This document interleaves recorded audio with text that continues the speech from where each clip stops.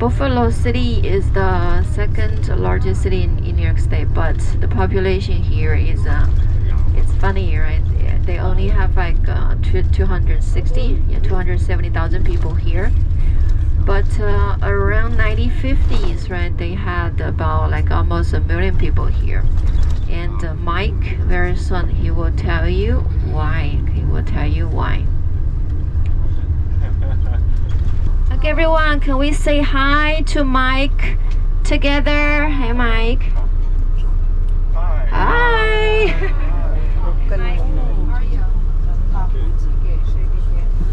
Good afternoon. Welcome to Buffalo. My name's Mike. I'll be your tour guide for the next hour or so. A couple things about Buffalo. Buffalo is the second largest city in New York State, which is quite a stretch because New York City is the largest city and they have 8 or 9 million people, and Buffalo has about 278,000. So it's quite a difference between first and second place as far as population goes. But at one time, Buffalo was the 8th largest city in the United States, and we had more millionaires per capita than any other city in the United States. The area that we're in now is very industrial. The Buffalo waterfront didn't have all this parkland that we see now, but we are on the Great Lakes, and the Great Lake that we are on is called Lake Erie. The Great Lakes actually compose 20% of the world's fresh water. But we were as far east as you could get on the lakes to transport stuff like grain, lumber, coal, because there's a little obstacle called Niagara Falls. Doesn't like anything shipped over it. So they had to ship things to Buffalo, unload them here, and then they would take them by canal boat to the East Coast or by rail car to somewhere else in the country. But the body of water right next to us on our left, that is called the Buffalo River. And you'll see what beautiful lighthouse here. This is the Buffalo Light on the left-hand side. It was built in 1833. It is the oldest building on its original foundation in the city of Buffalo.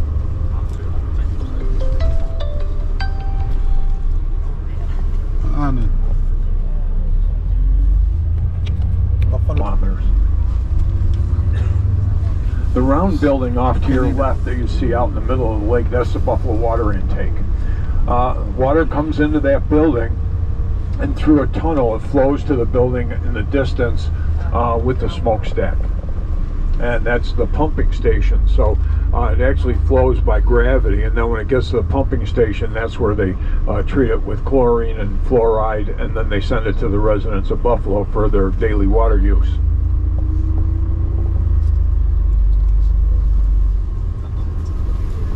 So we're going to pull over here, we're going to stop. I'm going to invite you to climb the tower with me.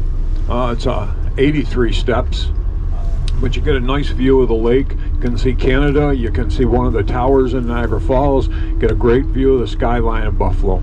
And we'll be here about 20 minutes.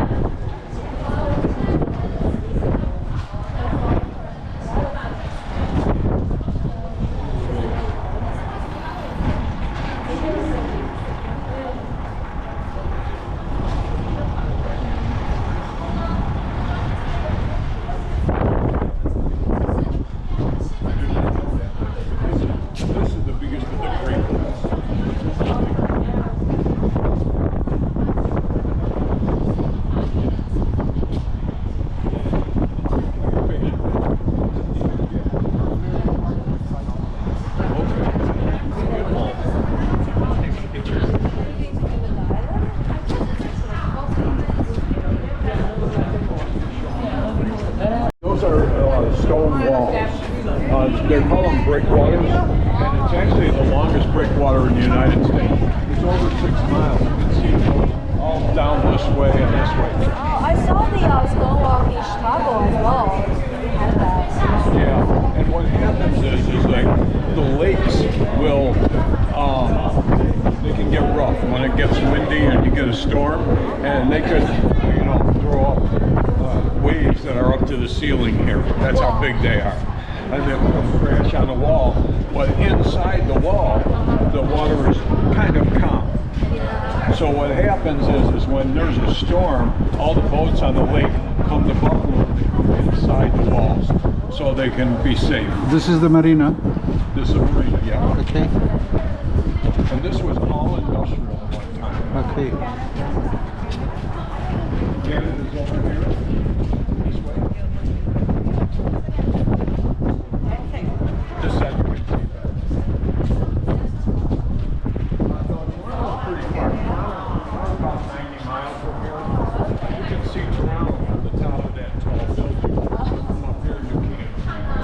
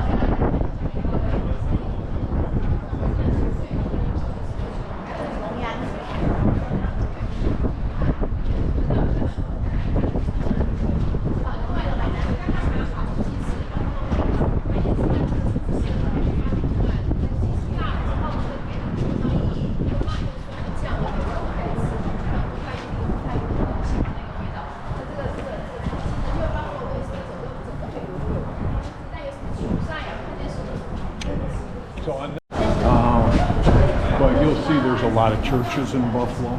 Buffalo was founded mostly by immigrants, and they were European immigrants at the time. And first came the Irish, then the Germans, then the Polish, then the Italians. And they all wanted their own church. So they all built their own churches. And like some of the Germans and the British, they had different kinds. They were, some were Presbyterian, some were Episcopalian, and then in later years we started to see more people that were Muslims and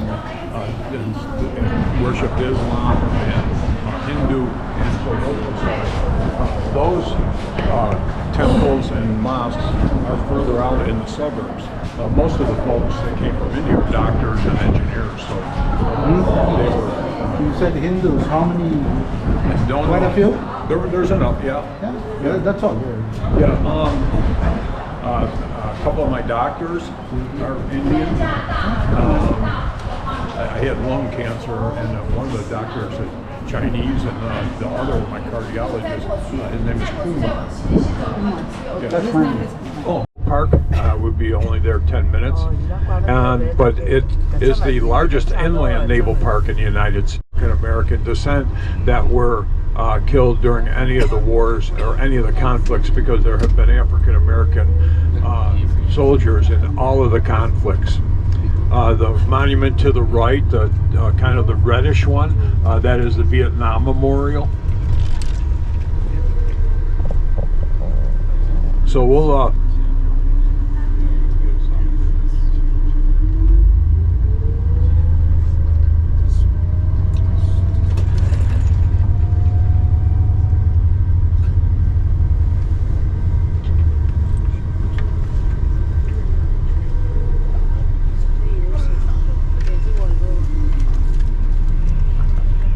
Okay, so we're going to get off the bus and then we'll walk along the boats. I'll talk about them as we go. And if you're underwater for 36 hours. And what they call them is hot bunks. The reason they call them that is that there were 25 beds for 75 men.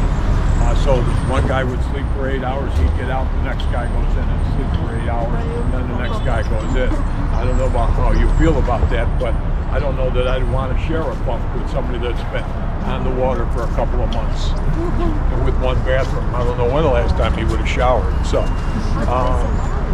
but this was a very important ship. The bigger ship behind it, that is called the USS Little Rock. And that was that's what they called a cruiser.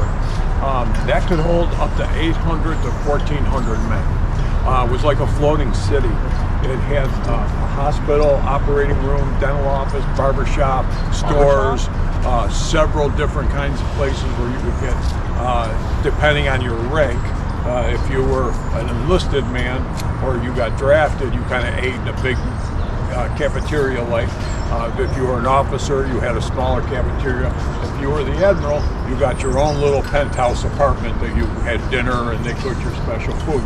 But he was in charge, and you would have a cruiser would be your flagship, so that would be your leader, and the admiral would be on that lower level where you see the windows that go all the way around. That way he could see everything that was happening, and then the captain that was driving the ship would be up on top.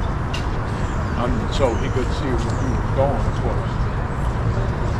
But that ship was supposed to be for World War II, but the war ended in August of 1945, and so the ship was just commissioned in August of 1945. So then it participated in what we refer to as the Cold War, and that was, we weren't firing rockets at each other, but the United States and the USSR have been conflicted for several years. And that Cold War was going on. So then they had to kind of reconfigure the ship and put the radar on, they put missiles on it. So that was part of the thing. Now the other ship, the Sullivan,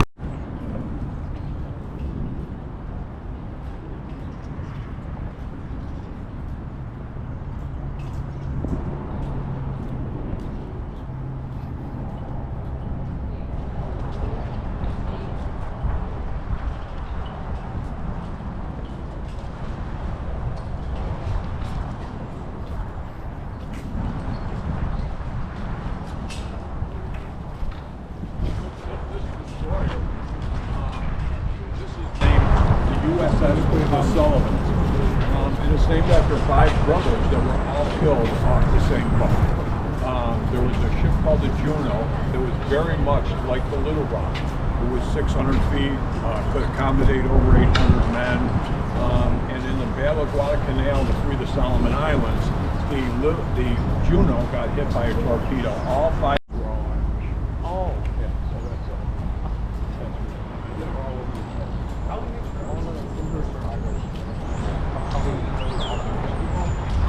Buffalo had a strong Irish community. So, and the Sullivan were Irish, so they wanted to take comment to that. So they made it very easy.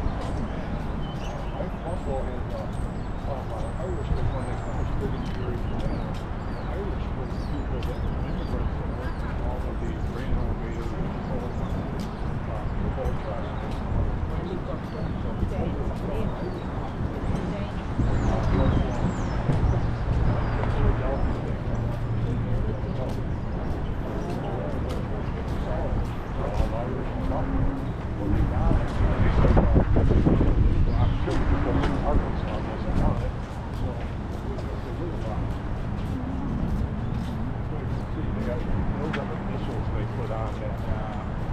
Eventually.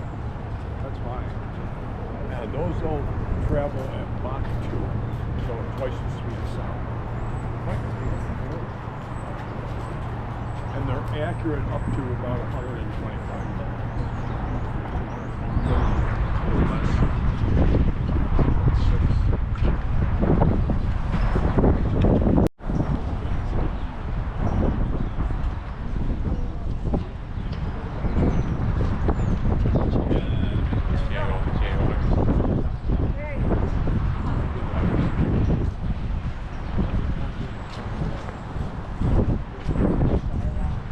in Buffalo. So the rocks that you see along the shoreline have been there since 1825. So next year we're celebrating 200 years of the Erie Canal, which is a big deal for us here, because it really opened up the interior of the country. It was an engineering feat. Think about this man-made waterway that started at the Hudson River and ended here in Buffalo was 4 feet deep, 40 feet wide, and it was completely hand dug, shovels and pickaxes. And they dug that canal, and then they started to float boats on it, and that's how they started to move everything around, because it was very difficult. But prior to the Erie Canal, it would take about 7 weeks to go from western New York to the East Coast. Once they dug the Erie Canal, it went to 6 days. The cost was $100 a ton, went down to $4 a ton. So economically, it was huge. Over 12 million people came through this area moving westward, because it was very difficult. The Appalachian Mountains run from Georgia all the way up to Maine, and there were only a few places where you could get through, and it really wasn't easy. You know, you put all your stuff on a wagon and try and weave through the mountains and up and down, and it was difficult, even though they're not the Himalayas or anything, but they're big enough to cause you a lot of grief if you're just got a wagon and a couple of horses. And so this made it much easier. And if you look at the boom in the United States as far as population goes, if you look at a population density map and look at the timelines, when you get to 1825, you can see how the population just booms west of Buffalo. Yeah, places like Cleveland in 1800, Cleveland had less than 100 people. So did Chicago. Then Detroit had maybe 1,200 people. By 1840, all of those cities are 21,000, 22,000. By 1840, Chicago's 32,000. Buffalo at that time was 52,000.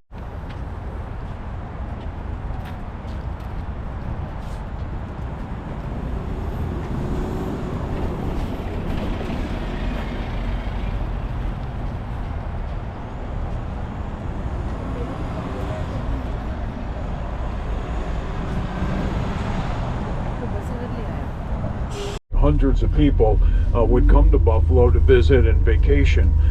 They would stop in Cleveland, Detroit. You could even take cruises over to Lake Superior, be gone for weeks at a time. So they want to start doing that again. And you can see here's some of the construction for some of the welcome centers. They want to put some restaurants and stations where you could shower and clean up and after being on your boat.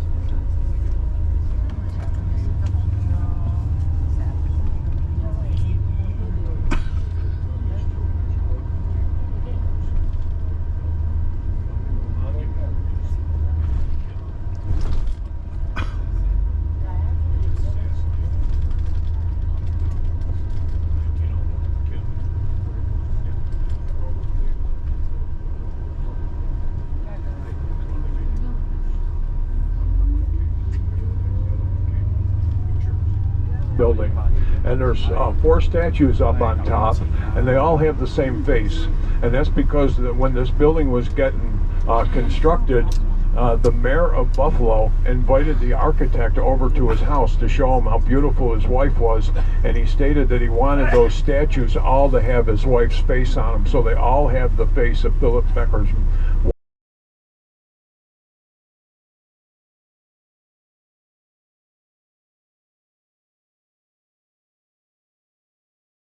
1901, and he was killed there. So Buffalo erected a monument in his honor. We had 2 presidents come from Buffalo. One of them is Grover Cleveland, and that's the first statue that you see on your right-hand side, and then Millard Fillmore will be on the other side. But this is Buffalo City Hall. This is the largest city hall by area in the United States. It's not the tallest. Philadelphia and Los Angeles are taller, but this is the largest one by square footage or by surface area in the United States. We're going to stop here, you get out, we'll take some pictures. Okay, everyone, so here we're gonna do it in 10 minutes. Okay, we're gonna come back to the bus in 10 minutes.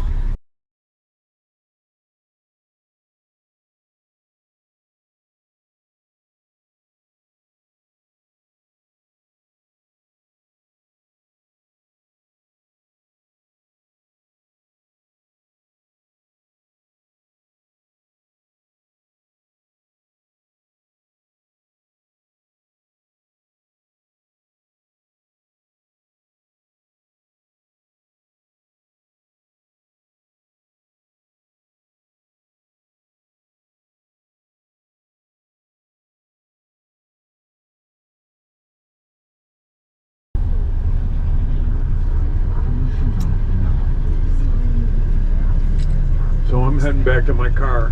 I'd like to thank everybody for the opportunity to take you around my city and to show you a couple of places. Thank you so much. You were a great group. I loved all the questions, and I wish I could have spoke with all of you, but I can't. So, but thank you very much for coming to Buffalo, and I hope you enjoyed your little tour here.